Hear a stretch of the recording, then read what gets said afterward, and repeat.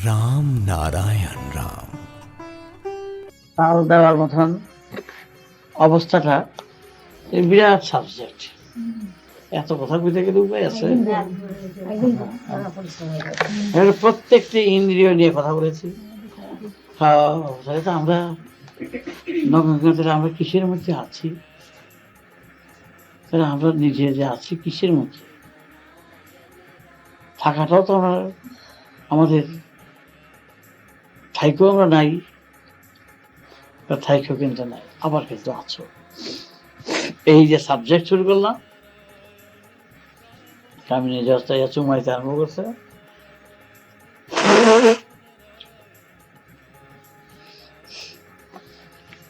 বিষয় মানুষের পক্ষে সম্ভব নয়, কোনো শাস্ত্রের ইঙ্গিত দিতে পারবে না। তার সব তারাই লিখছেন, তাদের চিন্তাধারা এ পর্যন্ত যায়নি। আমি তো বই পড়েছি, সব জানি। নতুন বিষয়, নতুন ধারা, এটা যদি লেখা যায় তাহলে কে লিখবো? আমি লিখবো? দুই পৃষ্ঠা বই পড়া নাই, আবার আমি লিখবো ওই বই? তুমি বেঁচে থাকো, তাহলে এত বড় গ্রন্থ আর করতে হবে? আমি জজ হইয়া রায় দিলাম, রায় দিছে, আমি জজ হইয়া রায় দিলাম। আমার রায়ের কলমের শেষ পর্যন্ত এটাই লিখে দিলাম যে এর উপরে আর কোনো চিন্তা হয় না। আর তুমি সেই এই চিন্তাটাকে সহজ করিয়া তার উপরে তুমি যেতে চাইবে। তুমি যে কত বড় বিরাট, বিরাটটাকে তুমি কিভাবে হজম করেছ, আমার তোমার কথা থেকেই তোমাকে বললাম। আমরা খুব মনোযোগ দিয়ে আমাদের এই টেপটা থাকবে আমার সম্বল।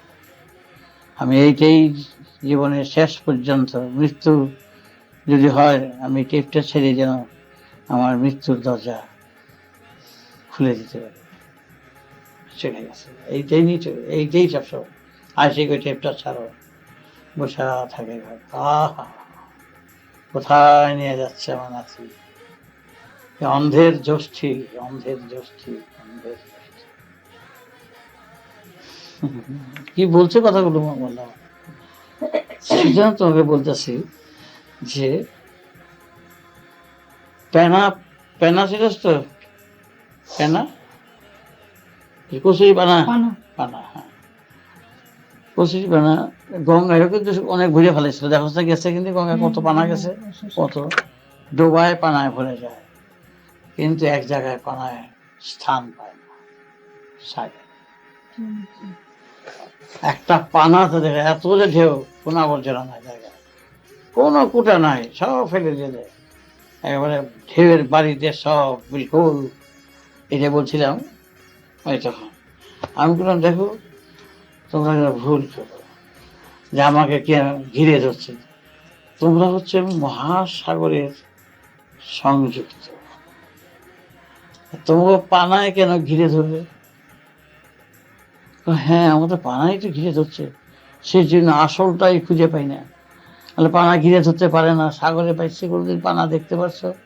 সাগরে গেছো, অনেকদিন গেছি, পানা দেখেছো? একটা পানাও দেখি নাই। এই পানা এই যে ঘুরে ঘুরে যায়, কই যায় দেখো। তাহলে এই যে আপনি যদি আমার জিজ্ঞাসা, এই যে পানাগুলো সব পদ্মা নদী, গঙ্গা নদী দিয়ে যে সব পানা যায়, সাগরিতে পড়ে, আমরা সাগরে পড়তে দেয় না। কোনো পানা এখান থেকে সাগরের মধ্যে সাগর পৌঁছতে দেয় না। কেন পৌঁছতে দেয় না? আমি বললাম, যখন ভাটা হয়, ভাটা হলে জল শুকিয়ে যেতে যায়, কমে যায়, তখন এই পানাগুলো সব যেতে থাকে। পানা যেতে যেতে যেতে যেতে যখন গিয়া পানা সাগরের কাছাকাছি যায়, তখন জোয়ার আরম্ভ হয়ে যায়। তার মানে তাহলে পানা আবার জোয়ারের বাড়ি খেয়ে এগুলো জায়গায় আমার কাছে গিয়ে বুঝতে পারে না। বহুত আচ্ছা, ঠিকই তো কথা।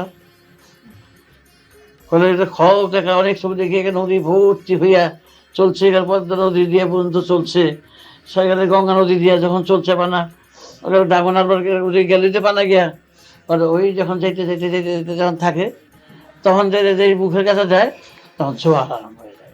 ওখানে তখন একটা বান থাকে, ইয়ে থেকে আসে সমুদ্রের থেকে একটা পুষ্প একটা বান আছে, বানেরটা ওই যে জল আছে, বান রোজই বান হয় ওইখানে, জল উঠতে ওঠে, সব যত বানা আছে উঠাল হয়ে জল উঠে যখনই আসে, রোজই উঠালে জল আসে, ভালো উঁচু হয়ে আসে সব রোজ জোয়ার টাইমে জলটা উতলা হইয়া ঢল করে ঢুকে পড়ে।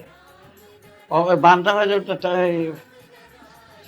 চন্দ্র সূর্যের টানে, ওই জলটা উতলে গেছে তখন যত পানাগুলি মশাইয়া ফসাই একেবারে গুল্লি হয়ে যায়, যতটা আগায় ছিল আর পিছিয়ে এরকম যায় তো যায় অগ পর্যন্ত পরিষ্কার করে দেয়। ওই গঙ্গা নদীর উপরে এটা তো আর করতে পারে না, গাল হয়ে যায়, অগটা পর্যন্ত মশলাইয়া দিয়া এগুলি কি করে ফুড করে দেয়,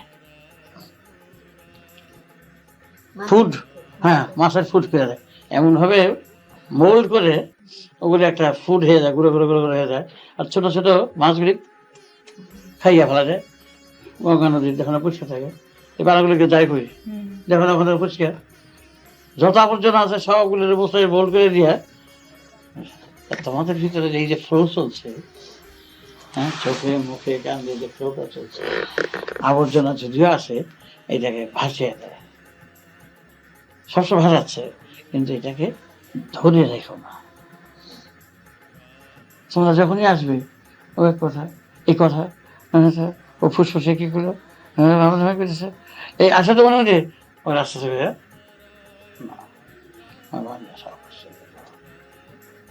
ইরা, গঙ্গা, যমুনা, ব্রহ্মপুত্র তিনটা সঙ্গম স্থল হয়ে থাকে। একটা নাম ইরা, পিঙ্গলা, সুষুম্না, এটার নাম হচ্ছে গঙ্গা, যমুনা, ব্রহ্মপুত্র। এই তিনটা ধারার মিলছে এখানে এসে, বুঝতে পারছি কথাটা? তিনটা ধারা এক জায়গায় এসে চলছে, তার নাম হলো আজ্ঞা চক্র। এই ধারার যেখানে এরকম গঙ্গা যমুনা একটা সঙ্গম স্থল, এটাকে বলে মিলন স্থল। এই জায়গাটা এর নিজের আলো নাই, ও আলোকিত হয়। সহস্র হইল সূর্যস্থান, সূর্যের প্রভাবে এই জায়গায় আলোকিত হয়। চাঁদের আলো নাই, সূর্যের আলোকে আলোকিত হয়। এই জায়গার আলো সেভাবে চলছে, বুঝছো তো? আর তোমারটা কি হলো, ওই যে গঙ্গা যমুনার যে জলটা সাপ্লাই তো ওই দেয়, তিনটা ধারার পড়েছে, এটার উপরে জ্ঞান চক্ষু। দেবতাকে দেখো না তিনটা নয়ন, এই যে জ্ঞান চক্ষু ত্রিনয়ন, ত্রিনয়ন প্রত্যেকের আছে। এই জন্য মেয়েদের সিঁদুর দেওয়ার প্রথা, সূর্য উঠলো, আর ছেলেরা শ্বেত চন্দন দেয়, মাটি দেয়, তারা হলো চাঁদ, বুঝলে? চাঁদ চন্দ্রকে প্রতিষ্ঠা করে ছেলেরা, আর মেয়েরা সূর্যকে প্রতিষ্ঠা করে। প্রভাতের সূর্য এটাকে বলে, রাইজিং সান। কথা বুঝতে পেরেছি? রাইজিং সানটা প্রত্যেক সময় এটা দেয় প্রভুর নিদর্শন, মানে হাজব্যান্ড কথাটা বলছে প্রভু, প্রভু হচ্ছে সেই প্রভুর সিম্বল। এই আজ্ঞা চক্র স্থানটা হলো তোমাদের স্নিগ্ধ স্থান এবং কর্মজীবনের পক্ষে চলার পথে তোমাদের খুব সাহায্যকারী, খুব সাহায্য করে। কারণ এইটাকে নিয়ে যদি এখন চোখ দিয়ে যদি তুমি সবসময় শকুন দৃষ্টি থাকে, তাহলে ওই শকুন দৃষ্টি দেখবে, ওগুলি ছবিতে উঠতেছে। রাগ আমি যেটা করছিলাম, এখন তুমি মনে করো দাদু তুমি রাগ করতেছ, রাগ তখন রাগ যতই করবা রাগের সাপ্লাইটা তত বেশি, রাগই সাপ্লাই। ভুল বোঝার যত বেশি করবা ভুল বোঝার সাপ্লাইটা হইব, বুঝলে? তাহলে দেখা যায় যেটাই কি বেশি করবা সেইটার সাপ্লাই তুমি পাইতেছ। সাধনা ঠিকই আছে, ভুলের সাপ্লাই তুমি খালি ভুলই বুঝবা, ভুলের সাপ্লাই আছে, তাহলে বলি বুঝবে। তারপরে গন্ধ গন্ধ গন্ধ সাপ্লাই, আবার গোলাপ ফুল দিলে গোলাপ ফুলের, কোনো কোনো জায়গাতে শেফালি ফুলের গন্ধ করে। আবার যদি করে আমি ই করবো না, ভুল সাপ্লাই দেবো না, যাত্রা ব্যবসায় দেবো না, হিংসা সাপ্লাই দেবো না, কারো কান কথারও সাপ্লাই দেবো না, আনবো না। আমি সব সময় নেচার, সূর্যের সুর সাপ্লাই দেবো, সুর সাপ্লাই হোক, চাঁদের সুর সাপ্লাই হোক, গ্রহগুলো আছে সেগুলো সাপ্লাই হোক, আমি আকাশ বাতাসের সাপ্লাই দেবো। তো ওইটাই আবার সাপ্লাই দেওয়া অন্য মধ্যে কোনো বিষয়বস্তু তোমার গা লাগে কিচ্ছু বুঝো এক সুরে থাকো, তখন আমি দেখাবো। তো সাধারণত তুমি কি করবে, বসে জপ করবে। এই জন্য জপাস জপাস বসে বসে ব্যাস tick tick tick tick tick tick tick tick. তাতে হচ্ছে কি ক্রমশ ওইটি বাড়তেছে, বাড়তে বাড়তে বাড়তে বাড়তে বাড়তে বাড়তে একটা সময় গিয়ে কনসেপশন হয়। এখানে হবে কনসেপশন, এটা হবে কনসেপশন বলে, আর একটা কনসেপশন হয় এখানে। তখন দেখবো এটা ক্রমশ ফুলে উঠবে ভিতর থেকে, বুঝতে পারবে না, কপাল ছেড়ে পড়বো। তারপর ওইটা আসতে বেরোয় ডিমটার থেকে বাচ্চাটা ফট করে বেরিয়ে যাবে, ডিম থেকে বুঝে যায় বাচ্চা ফট করে বেরিয়ে যাবে। বেরিয়ে গেলে চাইয়ে দেখবা বিউটিফুল একটা, আরো তাকে তাকে দেখবা এটা করে একটু বুঝছি। তখন তো মন আরো বেশি আগ্রহশীল হবে, তারপরে ওইটা ক্রমশ জপ করতে হবে। তার থেকে দেখবা সুর ভেসে আসছে, তোমাকে নির্দেশ দিচ্ছে তুমি এইভাবে কাজ করো, এইভাবে কাজ করো, তোমার সুন্দর ফল আছে। তোমার ডাক আসতেছে, প্রকৃতির সুরের সঙ্গে তোমার সুর মিশতেছে, তুমি এমন মিষ্টি এমন মধুময় হয়ে যাবে কিনা, এত আনন্দ যে আনন্দের সাপ্লাই হইব। অনেক সাপ্লাই তো হয়, আনন্দের সাপ্লাই, খুশির সাপ্লাই ভরপুর করে দেবে, একেবারে ভরপুর। ওই যে তৃপ্তি, পরম তৃপ্তি, চরম তৃপ্তি যখন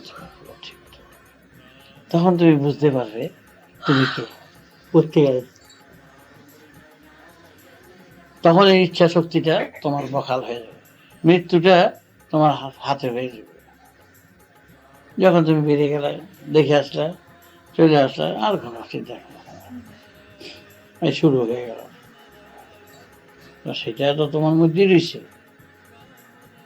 আর এখন তোমার সাপ্লাইটা তোমাদের কি হচ্ছে, ভালো লাগে না, এইটাই সাপ্লাই হইল, হতাশ, কি হইব এত হইব, এইটাই সবসময় চিন্তা করতেছে তো, এটা সাপ্লাই বেশি হয়ে গেল, হতাশ নিরাশ, সাপ্লাই হইলো, ভাল লাগে না, সাপ্লাই হলো ছেড়ে দে, আর এগুলো করে কি যা করো না, যখন বেলা ছেড়ে দাও, ছেড়ে দাও, ওইটাই আবার বেশি করে সাপ্লাই হইলো। আরো দূর দূর কইছে 3, আর দূর আইলো আরো 50, 53 হয়ে গেল। 53 দূরের ঠেলায় আরো এই দিয়ে আমরা বসাই দিয়েছে, যেটা কোনো কামনা করতে না হয় কিছু না, এই আর একটা দূর, হ্যাঁ আমার বসাই দিয়েছে, কোনো কাম করতে দিব না, কোনো জল দিব না, কোনো আনতে দিব না, আমার কাম নেওয়ার বসাই দিয়েছে, হ্যাঁ। এই আবার দূর আরো 50, 100 হয়ে গেল, ওই বাড়তে থাকে। সেই জন্য বলছি থার্মোমিটার যত তাপে রাখবা ততই বাড়তে থাকবো, দেখে যাবো। আমার প্র্যাকটিক্যাল